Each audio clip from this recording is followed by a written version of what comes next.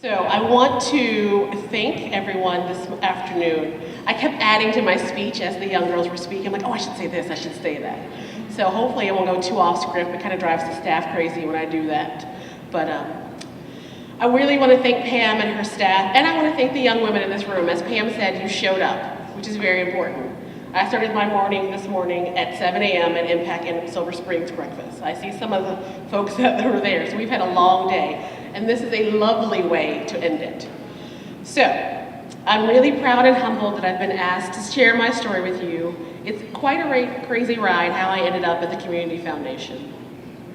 The path that led me to this very moment was very interesting and full of twists and turns. But for the purposes of brevity, I'll give you the short version. My life started out very middle class. Nice home, two-parent family. But it was short-lived as we lost our first home and my father died when I was 13. Subsequently, my mother lost her will to parent 3 fatherless girls. Thus, high school was a struggle for me. I hung out with the wrong crowd and almost flunked out of school. But that's when I learned my first lesson in life that I want to share with you today. Hang out with nerds. Yes, nerds rule the world. Think about it. President Obama, nerd. Oprah, nerd. Maya Angelou, nerd. Shonda Rhimes, the woman who created Grey's Anatomy and Scandal, she's an ultra nerd. She is a BA from Dartmouth and an MFA from the University of Southern Cal. I did my research for you young people. Kerry Washington, also a nerd. She has a double major in anthropology and sociology.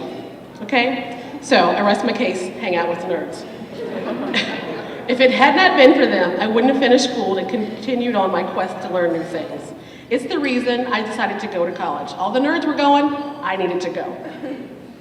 It was during college I learned my second lesson, never give up. I had to put myself through school and it was quite a journey. At one point I worked 4 jobs and I did not have a car. My college professors were discouraging and my mother was of little support.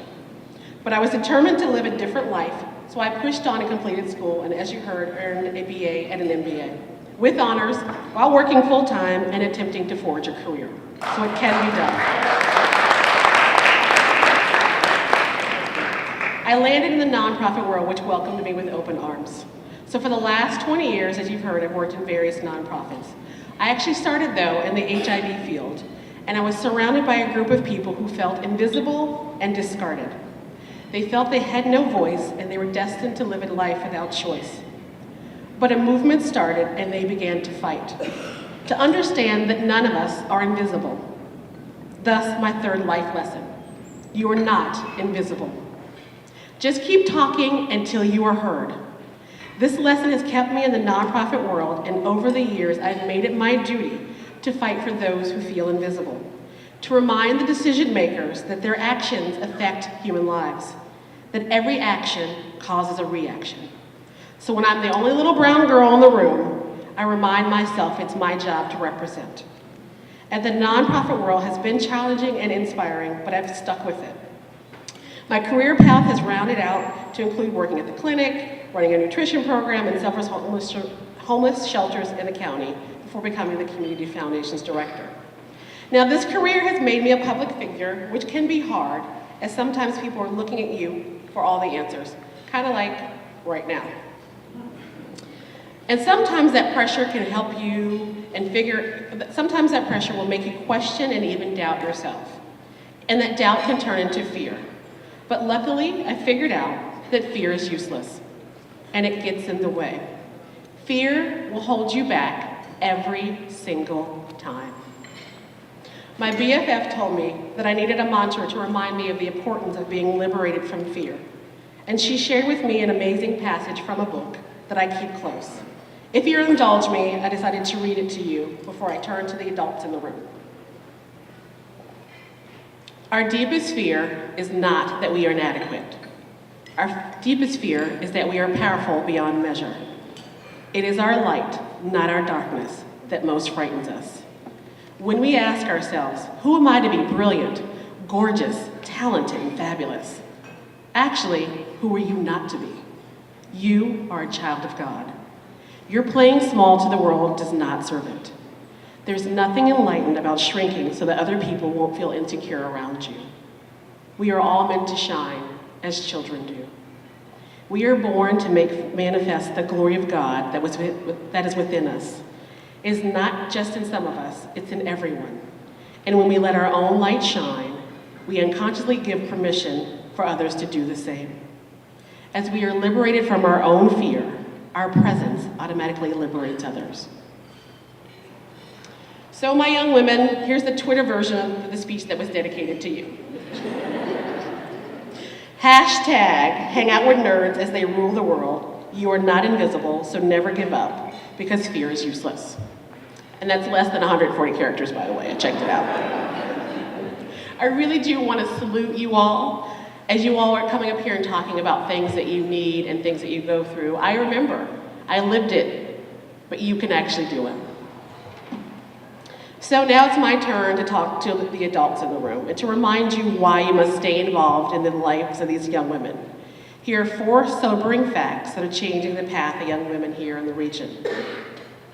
The U.S. has the highest teen pregnancy rate in the industrialized world.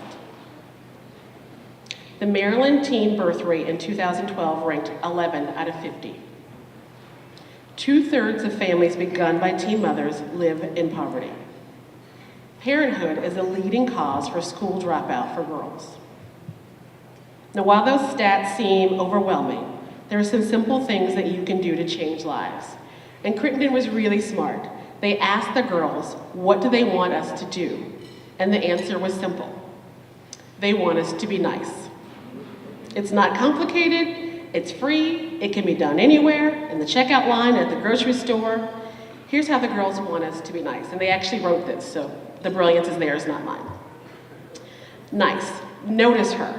Pay attention. Strike up a conversation about anything. Her handbag, her school books. No matter how small, a genuine compliment can get things started. Listen and make no judgments. Interact. Say hi. A simple greeting can make her day. Put yourself in her shoes. The more a teen girl opens up in her conversation, the more important it is. She needs to know that there's an adult that respects her. Converse with her. Listen. Tune into what she's saying to you. Respond thoughtfully. Your simple attention is worth more than you know. Make no judgments. Every day, wherever you are, be aware and responsive to teen girls in this way. So today, my request is simple. Take a few moments to connect with a teen girl, because what she needs more than anything is your ear. Listen with no judgments. I've said that twice because it's really important. Respect her. You'll be amazed how smart and strong teen girls are. They'll tell you how to make our community a better place for all girls. Additionally, they actually may change your life, as you may never know what you'll learn from them. As adults, our presence in the girl's life, whether in a 1-minute conversation or the decision to work for a place like Crittenton, is precious. Girls need us in ways we may not even imagine. Whatever we will do, wherever we will go, we can change the lives of young women who are struggling to lead the life that they want. Think back to when you were a teen and what you were missing, so try to add that to someone else's life. In addition to being nice and spontaneous with your connections with teen girls, here are a few other options that I added in. Share your time, treasures, and talent.